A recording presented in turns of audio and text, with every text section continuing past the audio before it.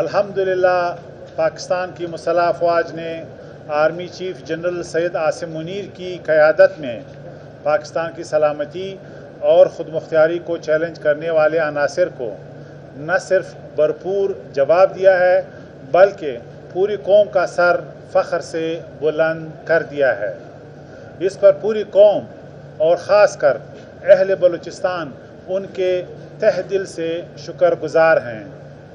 General Syed Asim Munir کے اس action سے بھارت کی دہشت گردی کا نیٹ ورک بے نقاب ہو گیا، بلکہ اسلام آباد میں گمشدہ بلوچوں کی نوٹنکی لگانے والے میر جعفر اور ان کے قبیل کے افراد بھی بری طرح بے نقاب ہو گئے ہیں۔ اسلام آباد میں بلوچ خواتین کا بھارت میں تیار ہونے والا ڈرامہ بری طرح فلاپ ہو گیا ہے۔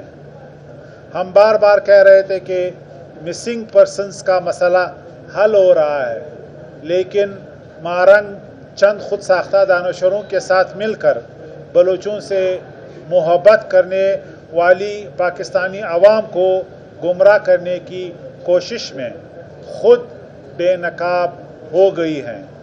ان کے جھوٹ سے خود اس کی پریس کانفرنس سے پردہ اٹھ گیا جس میں اس کا دعویٰ تھا کہ ایران میں مرنے والے دہشت گردوں کے لواحقین اسلام آباد کے کیمپ میں موجود ہیں۔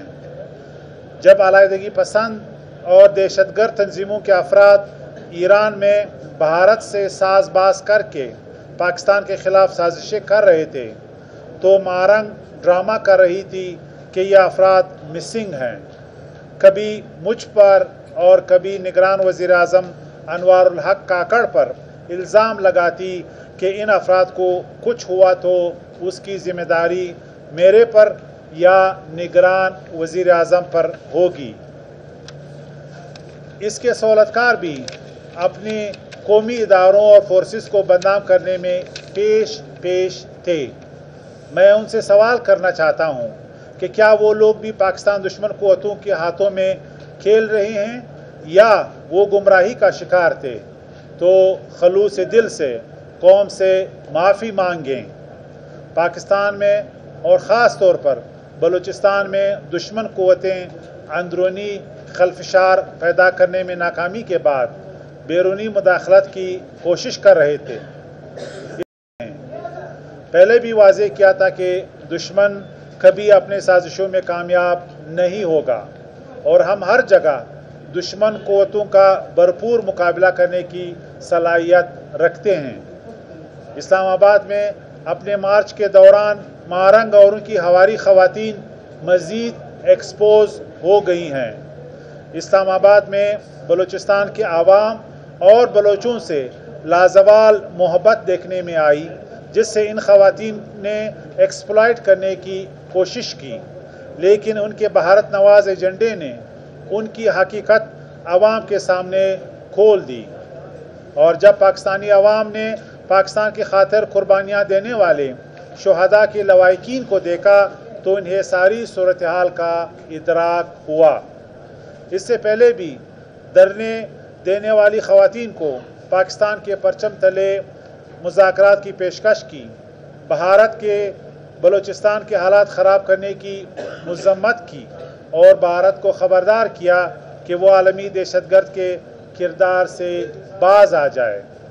ہماری فورسز کو بھارت کی سازشوں کا پہلے پتہ تھا اور اس کے بارے میں ہماری افواج پوری طرح تیار تھیں۔ البتہ ہم بھارت کے ہاتھوں میں کھیلنے والے پاکستان کے بلوچ بھائیوں کو عام معافی دلوا کر قومی دھارے میں لا رہے ہیں۔ مزید علیحدگی پسند جلد قومی دھارے میں آنے والے ہیں۔ ایران نے بھی پاکستان کے جوابی حملے میں دہشت گردوں کے مارے جانے کی تصدیق کی ہے اور مارنگ نے بھی اس کی تصدیق کر دی ہے۔ اسلام آباد میں ان کی سہولتکاری کرنے والے بدنام زمانہ دانشوروں نے بلوچستان میں دہشت گردوں کے لیے میدان سجانے کی کوشش کی اور اسی فرسٹریشن میں وہ آئینی اداروں کے اہم لوگوں کے خلاف اوٹ پٹانگ بیانات بھی دینے لگے۔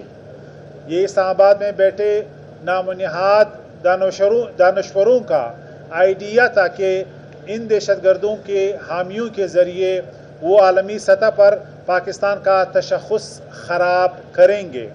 ان میر جعفروں کو منہ کی کہانی پڑی۔ اب یہ دانشور حقائق جانے بغیر بلوچستان کے معاملات میں ٹانگ نہیں اڑائیں گے۔ پاکستان پر میزائل حملے کے بعد جس طرح ایک سیاسی جماعت نے ہماری فورسز کے خلاف پروپیگنڈا کر کے انہیں ڈی مورلائز کرنے کی کوشش کی اور ان کے ٹرولز نے سوشل میڈیا پر گند مچایا، یورپ اور امریکہ میں بیٹھے چند ڈالر خور بگوڑوں نے گٹھیا حرکتیں کی، وہ قابل مذمت ہے اور ان کی حب الوطنی پر مشکوک ہو گئی ہے۔ ایسا لگتا ہے کہ ڈالر خور یوٹیوبرز میں قومی غیرت اور ہمت ختم ہو گئی ہے۔ بہت شکریہ آپ کا۔